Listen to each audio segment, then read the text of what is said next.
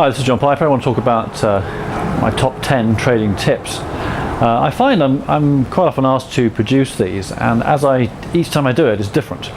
That's probably about how it ought to be. I think it's a question of focus partly. My first tip on this occasion, and it's January 2012, is about trading strategies. You need to have trading strategies in place, and the more you've got, the better. Now, you don't have to trade everything mechanically. I'm not a mechanical trader. I do have mechanical systems I use from time to time, but it's not my primary focus. I'm not primarily engaged with trading mechanically all the time. What I do is I use the systems to enter. If I see a big move building, perhaps I'm using Elliott wave theory or market profile, then I'll be looking to enter that position using some of my systems. So I might use my extreme stop system, for example, which just waits for an extreme level to get taken out. If I want to go long, then I'll be looking to take out an extreme high, and if I want to go short, I'll be taking out an extreme low down here somewhere. But you've got to have these strategies, and you've got to test them out carefully. It's no good just assuming it's going to work. It's no good reading something in a book, for example, and say, well, that sounds wonderful, and off you go and do it. That's not how it works. You've got to actually work the thing out for yourself. You can't really rely on anybody else to give you your strategy. Obviously you can go to trust people, but before you trade something, you really ought to spend some time checking out that it's going to work. And this means paper trading it or trading it using very low sums of money, so that when it comes to trading yourself, you have that you built on concrete. You haven't built on sand. You basically built on your own testing work, on your own results, and you can see what's going on. If you don't do that, then you run the danger of being tricked out of trades too easily, because you won't have that bedrock on which to base your trading decisions. Okay, the second module, or the second tip, is putting in the work. Now, of course, we have covered that already with trading strategies. I've already said that you need your strategies, but you've got to test them out. You've got to put in the work. Maybe the first thing is where to find your strategies from. You haven't got to buy them. There are lots of free systems available on the web. If you Google trading systems or even free trading systems, you'll find hundreds of thousands of websites giving you free trading systems. Now, personally, I wouldn't place too much reliance on something that's free. So again, put in the work, test out the strategy. Make sure that it's going to be useful for you, and amend it. Don't just take the thing as it comes. Think about how you can improve it to make it work for you. Think about using other markets. Think about using it in different time frames. Because a system that's out there for free may be being used by too many people, perhaps, although very few people actually stick with systems. They tend to go to a system, trade it maybe a dozen times, maybe has 3 lots in a row, and they just think, oh, that's no good, and they leave it. But of course that's ridiculous, because if you toss a coin 1,000 times, then, and as of course a coin, you've got a 50-50 chance of heads or tails. And a trading system often has a similar sort of result. It's the same. It may vary. Your hit rate may vary between 40% and 60%, depending on the type of system. But if you say 50%, then you're not going to be far adrift in the way it's going to work.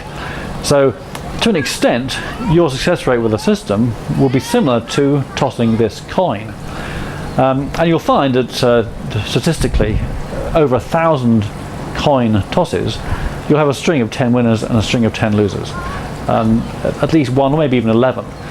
So it's inevitable. You're going to see strings of winners and strings of losers. Nobody complains about the winners, but they can often give up a system because of the losers. But that's insane. You're throwing away a pretty good system because of something it's bound to do. There is no logic to that whatsoever.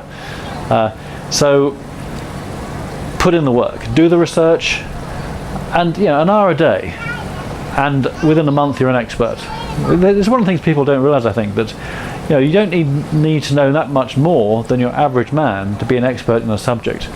You study anything for a year, just an hour a day for a year. That's a lot of time. It's a lot of time, and you'll be an expert in that field. You can then write a book about it, if you choose to, or you can practice it or do what you want to do with it. It's a very interesting process to do these things. Okay, tip 3. concentrate on your system trades. This is quite important because what many traders do, myself included, is that I have a system, a number of systems in fact, I trade those systems and that works well, I make money, but then something else comes along and I do a non-system trade and that tends to lose me money because of the, we have this great belief in the thing between our ears and we think it knows best, but in fact the system knows best because that's what we spent all this time developing, and we spent all this time developing the system, testing it out, making sure it works, making sure it hasn't given us an edge, but then we go and blow it all by doing some random trade, which is no good to anybody. So there is a trick here. There are a number of little trading tricks, and the trick here is to use your main account for your system trades, where maybe you're trading £10, £20 a point, and then for your non-system trades, have another account, some a much smaller account, maybe you just trade £1, £2 a point. That way it doesn't matter very much. You can keep your idiot brain busy doing these non-system trades, and that doesn't affect your bottom line to a huge extent. And also, of course, research. When you're doing research, you want to keep the trading size less to a much lower level until the system has met your criteria, and it's going to work. So that's tip 3: stick to your system trades. Okay, tip 4 is tailor your system to your personality and your circumstances.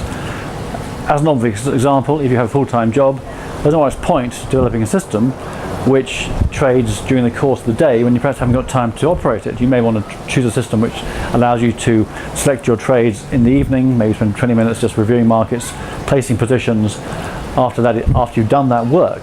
Similarly, if you've got all the time in the world in the daytime, you may choose to use that for trading the markets. And psychologically, if you're a day trading sort of person, you want immediate results, then that probably suits you better than a very long-term system. But if you're more inclined to see things develop over time, then you probably want a longer-term system. So it's a question of, it's quite important to make sure that the system you end up with is one that you are going to use in a, well, it's going to be useful for you to use. So, I mean, the analogy I like to say is, if you like playing tennis and swinging the racket is what turns you on, then you probably won't be a very good footballer. Similarly, if you like kicking a ball around, then tennis perhaps isn't your game. And same with trading systems. You've got to find a trading system which does what you want it to do. Next tip is the psychology of position size. Now, you don't want to freak yourself out. If you're feeling like a cat on a hot tin roof because you're trading in, say, £20 a point, then that's stupid. You're not going to win ever, because you need to be relaxed when you're trading. You need to be able to stay with positions. You need to let your profits run. So it's important to understand this. And okay, you don't trade in too small a size, but you mustn't trade in too large a size. I mean, there are two aspects: the psychology, which is perhaps the most important aspect, and your trading pot. If you risk more than 2% or 4% of your trading pot on any one position, then you're liable to get wiped out. I mean, I've discussed tossing a coin 1,000 times, strings of losers and winners. If you hit a string of 10 losers and you're risking 10%, then you're wiped out. I mean, obviously there are money management techniques to prevent that, but it's very important to understand this. But also with this psychology of position size, it's important to realise that unless you're comfortable at some point going, say, £10 a point, you're never going to make that much money. So if, for example, you can't trade beyond £1 a point, then that very much limits the potential for your profitability in the marketplace. Now, if that's a problem, then there are things you can do about it. Personally, this is something I had a problem years ago with this sort of thing, and there are two things I suggest. Well, one is just building on profits. Build the profit up and then increase size slowly. Don't rush into it. Another thing is just to see a trading psychologist. If there can be issues, but money is a vastly complex issue in our minds. There's lots of stuff that we think about money that affects how we behave around money. And you may easily pick up some habits or some beliefs which just aren't that useful for trading. So you need to get these things out of your system, because, as I say, the psychology of system size is highly important. Instead, we're sitting on top of a hill here with an airport right below us. Quite a lot of noise on occasion as planes land and take off. I mean, you don't actually notice it when you're here as such, but of course when you're watching a short video clip you probably do notice it quite a lot. And there's a storm coming, I think. We've been told there's a big storm not on its way. Fishing boats are all lined up for safety in the lagoon or in the harbour out there. So it's quite a distracting time to record this, but it's also fairly, because the sun's going down, it's quite a good time in the sense that the lighting is not so bad. Anyway, I shall pause for a second and I'll go and find out the next tip we're going to discuss. Okay, now on tip 6, which is the 3 elements for successful trading. One is your psychology, one are your strategies, and the third is money management. Now we've touched on all these already. I mean, all these things are intermingled. They're not isolated events. You know, we need to have the right psychology. And if we haven't got that, then we can do something about it. We can go and help, we can see people, talk about it and develop. You know, life is about habits. Changing habits is quite difficult sometimes, but it can be done. But we've all probably changed bad habits. We've all probably improved good habits. You know, it's a very important part of our lives, really. And of course, as we get older, we find that old habits drop away and new habits come along. So psychology is highly important. Strategies, I think I've spoken enough about strategies already. Money management is critical. It can be, you know, it can turn losing results into winning results. For example, if you just say take 10 trades and you bet the same amount on each particular trade, or have the same size stake on each particular trade, then that might end up with a result. But an aggressive money management approach, which severely cuts down your stake as you lose money, and then severely increases your stake as you make profits, can totally change that. I mean, this is a big area that needs to be concentrated on. It's not something I cover in a clip like this. It'll be part of my new video course, of which this is one of the video clips from the course. I mean, I'm releasing certain of these clips more widely because they are to do with successful trading. They don't give away secrets of the strategies that we use. And I mean, in some ways, I would say that the psychology is more important than the secrets of the strategies, but the strategies are what people pay for, and the strategies can be destroyed if too many people use them. So it's fairly important that doesn't happen. So obviously, it would be something of a fraud on my customers if I were to give away the secrets of the systems. But the money management, I mean, the books on money management, I think Ralph Vince wrote Optimal F, for example. I mean, this is a hugely complicated book, a lot of mathematics in it.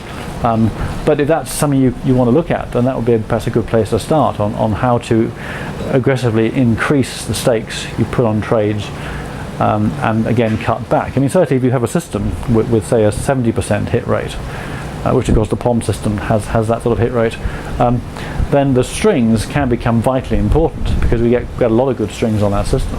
I think we've had at least one string of 10 winners every year so far, maybe more than that. But you know, I mean, a string of 10 winners aggressively increasing your profits, you know, will make a huge difference to the bottom line, quite obviously.